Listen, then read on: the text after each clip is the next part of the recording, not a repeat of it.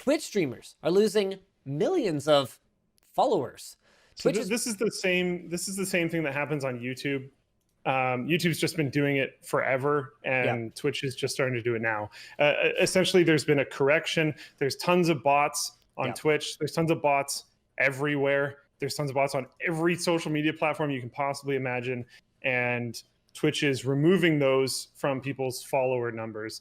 In a huge amount of cases, I seriously doubt many of these big players had any personal investment at all in these bots that are being removed. And this is pointed out in the notes actually too. This type of botting is often usually against that creator. A lot of these creators will have follow requirements to be able to talk in chat, and a lot of these bots are probably used to troll.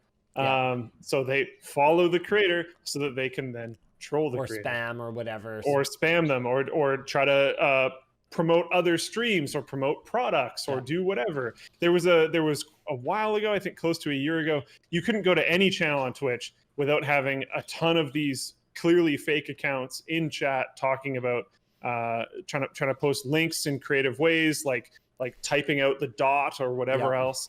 And they're just spamming for different products or whatever the heck else. So yeah, I don't think this is new. It's just new to Twitch, and I don't think this should be surprising. And I don't think you should look at any of the creators that have lost followers and be like, what were they doing? Because it's probably nothing. Big numbers though. XQC dropped 2.6 million followers. Sodapoppin lost 3.2.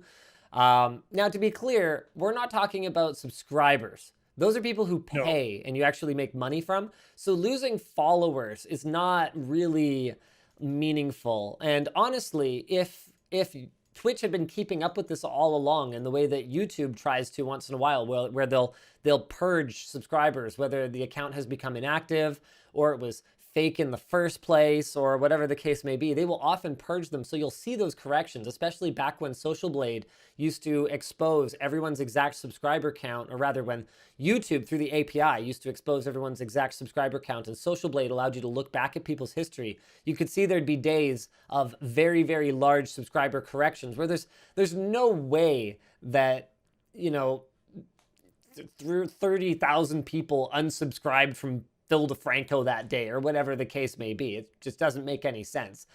So what actually happened is they were going through and they were getting rid of, you know, maybe the account belongs to a deceased person. I don't know.